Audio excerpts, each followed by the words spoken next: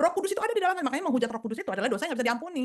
Karena sudah tidak ada pribadi lagi yang akan datang untuk memberikan menginsafkan, dihujat terus, ditolak terus. Sedang Roh Kudus itu adalah pribadi yang sangat lembut. Berapa banyak saya dan saudara tidak mengakui bahwa kita sudah menghujat Roh Kudus. Bukannya pikiran kudus, perkataan kudus, ya, bukan Roh Kudus, malah yang masuk Roh Kuda katanya. Justru yang masuk Roh Kudus, saudara. Ya, harusnya kita malu sama Tuhan. Kita malu sama Roh Kudus. Ada malaikat yang mencatat apapun yang saya dan saudara lakukan.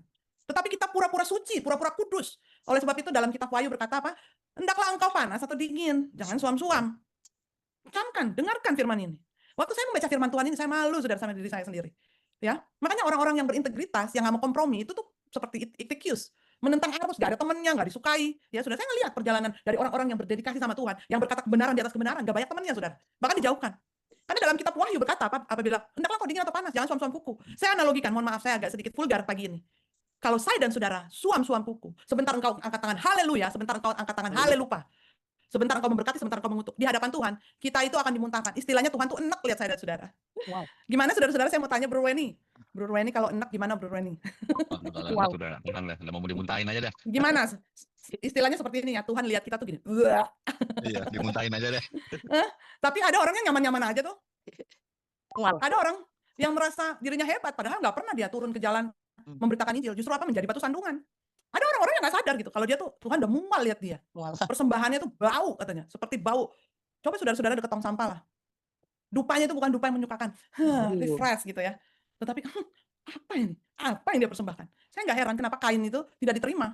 Karena sesuatu yang mengandung iri hati, mengandung sesuatu kebusukan, walaupun di dalam, di hadapan Tuhan, nggak akan diterima, sudah. Kisah anak yang hilang bukan hanya terdapat pada perumpamaan ini, zaman Tuhan Yesus. Tapi ada kabar baik, saudara. Semerah apapun dosamu, pada saat engkau kembali sama Tuhan, Tuhan menyambut.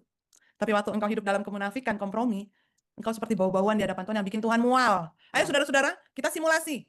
Simulasi mual saat ini. Bagaimana kalau engkau mual, saudara? Ya, itulah yang Tuhan sedang alami melihat orang-orang yang tidak taat. Khususnya hamba-hamba Tuhan. Karena secara dunia aja kalau engkau tahu engkau adalah penegak hukum, engkau melanggar hukum, apa saudara? Hukumannya lebih berat apa lebih ringan, saudara? Kalau engkau praktisi hukum. Berat. Lebih berat pasti ya. Nah itulah dia. Tarik nafas dulu saudara-saudara. Mulai kita jadi apa adanya di hadapan Tuhan. Buang semua pagar-pagar ya, yang menutupi, buang semua topeng-topeng yang kita pakai. Saudara-saudara, kenapa? Sesungguhnya kita terbuka di hadapan Tuhan. Haleluya. Amin. Beri kemuliaan Tuhan dulu, katakan haleluya, saudara. Haleluya. Ada haleluya? Amin. Makna anak yang bungsu, makna anak, haleluya, gitu ya. Makna anak bungsu adalah pemberontakan manusia yang memilih hidup bebas jauh dari aturan Allah dan menghabiskan hidup untuk kesenangan dunia. Si bungsu ini adalah masih lebih baik, dia pergi, saudara. Tapi kita akan melihat, ada orang-orang yang tetap melakukan kesalahan, tetapi dia merasa tinggal dekat Bapa. Dia merasa berhak untuk mendapatkan berkat Tuhan, padahal dia tidak sadar. Tapi ngerasa dekat Bapa, tetapi sebenarnya jauh. Nanti kita akan ke situ. Makna si bungsu ini, ya, hanya memikirkan kesenangan daging. Berpikiran sempit, saudara, sumbu pendek. Ya, dia tidak memikirkan setelah itu 10 langkah ke depan apa yang dia akan lakukan. Tapi waktu itu setelah dia melangkah jatuh, jauh, sengsara, merana, galau, baru di titik penderitaannya, ya ada titik balik penderitaan menyadarkan manusia akan kehancuran akibat dosa, sehingga timbul kerinduan untuk kembali kepada sumber yang benar. Ini sih bungsu, dia punya kerinduan kembali untuk kembali kepada sumber kehidupan yang benar, ya. Dan berikutnya, saudara-saudara, motivasi anak bungsu, dia sudah salah, sudah keluar, sudah menderita, tapi motivasinya, manusia berdosa harus dikosongkan sekosong-kosongnya, saudara. Ya kalau engkau berdosa, Tuhan biarin engkau pergi. Sampai apa? Akhirnya kekosongan itu terjadi. Dan sadar bahwa, tanpa Tuhan, jauh-jauh dari Bapa saya sengsara. Jauh-jauh dari Tuhan tuh saya sengsara, nggak bisa ngapa-ngapain.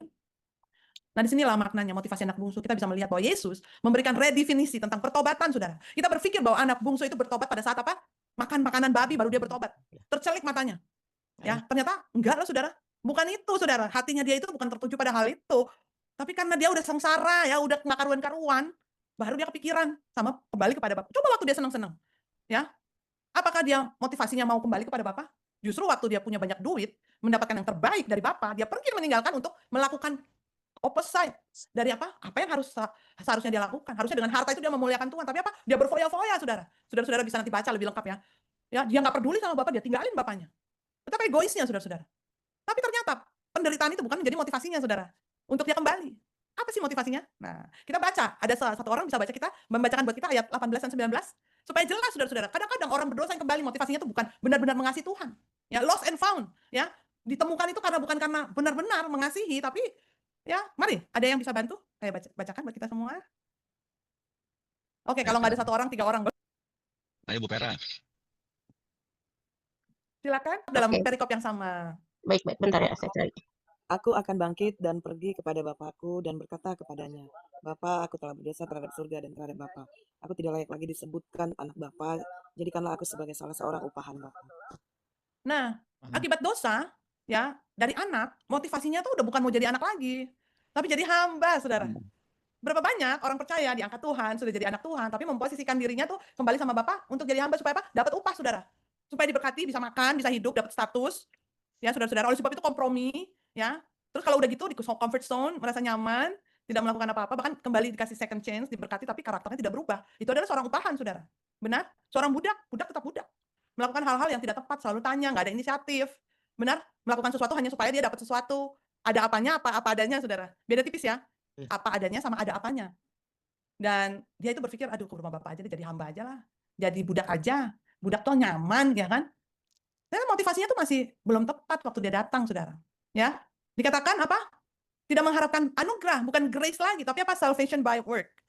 Melakukan sesuatu karena usaha saya. Tapi sebenarnya Tuhan bilang apa? Semua itu bukan karena usaha dan kuat gagah manusia, tapi semua itu hanya karena anugerah Tuhan. Makanya banyak orang yang berusaha sekuat-kuat tenaga. Makanya banyak hamba Tuhan. Maaf ya, saya konteksnya nih, karena saya hamba Tuhan, saya jadi banyak melihat hamba Tuhan. Yang melakukannya dengan sekuat tenaganya dia, berusaha dengan cara-cara manusia. Bagaimana gereja saya banyak, bagaimana menyingkirkan rival saya ya. Iri hati dengki mulai menjelek-jelekan hamba Tuhan dengan hamba Tuhan, saudara. Bayangkan saja. Makanya kapan saya dan saudara mengentertain iblis? Waktu kita jadi stand up comedy di hadapan iblis. Kita anak Tuhan, apalagi hamba Tuhan, kemudian kita mulai menjatuhkan hamba Tuhan lain. Mulai menggosip orang lain, saudara. Ya, mulai kita memanipulasi situasi. Wah, dia pikir mungkin secara manusia itu kan bodoh ya. Manusia kan kadang gampang dibohong-bohongin, gampang dipura-pura, gampang dimasuk-masukin kata-kata yang enggak gitu. Yang hoak itu lebih diterima kan kalau manusia. Wah, untuk sementara dia merasa, wah ya manusia merespon dengan baik. Tetapi ternyata Tuhan itu tidak melihat seperti itu. Dan Tuhan mengharapkan saya dan saudara mempunyai motivasi yang benar. Walaupun baik tujuannya, tetapi harus benar di hadapan Tuhan. Haleluya. Saya pernah diprotes waktu saya khotbah tentang baik belum tentu benar. Oh, karena bagaimana kita harus melayani kalau kita bukan orang yang baik? Orang yang baik engkau bisa kompromi sama temanmu. Haleluya. Karena engkau mau dianggap baik sama temanmu, lingkunganmu, engkau akan bisa kompromi melakukan apa yang mereka senangi. Tapi kalau engkau mau terlihat benar, engkau harus melakukan yang benar. Amin. Puji Tuhan. Dan yang berikutnya adalah turning point. Nah, ini yang penting. Ternyata penyesalan itu beda dengan pertobatan. Engkau menyesal karena engkau sudah babak belur, saudara. Ya, aduh, kenapa saya dulu nggak begitu ya? Saya sekarang kehilangan, udah rugi, ya, udah babak belur, udah nggak dipakai Tuhan seperti Saul. Saul dipilih Tuhan, mempunyai pribadi yang good packaging, lengkap, kurang apa? Tetapi waktu dia tidak tepat secara spirit, Roh Tuhan meninggalkan dia. Itu nyesal dia pasti, saudara. Ya, tapi pertobatan itu beda. Kalau hanya penyesalan, itu berarti hanya menyesali apa yang sudah dilakukan. Fokusnya adalah kepada saya. Ya, kepada kita, pribadi kita, egosentris, lapar, balik aja deh daripada makan makanan babi, jadi hamba aja, lebih enak ya kan, jadi punya gelar pelayan Tuhan, punya gelar gitu ya, jadi pendoa, jadi pengkhotbah, jadi pemuji, saya gelarnya bagus gitu ya, ditutupi saudara. Makanya zaman Adam dan Hawa sama zaman kita tuh beda. Waktu zaman Adam dan Hawa, buat dosa, Tuhan hadir, Tuhan datang, bunyi langkah kaki Tuhan, mereka kabur, ngumpet saudara, karena tahu berdosa. Zaman sekarang beda, ya, udah tahu berdosa, udah tahu salah, nggak tepat, untuk menutupi kesalahannya masuk di pelayanan, bergabung di komunitas supaya kelihatan suci, saudara. Jadi apa? Justru jadi racun justru. Toksin. Itu bedanya Adam dan Hawa. Waktu dosa itu di-reveal, apakah mau untuk menyesali? Fokusnya kembali kepada apa yang Tuhan mau, tapi apakah penyesalan itu hanya karena aduh, sayang saya, ya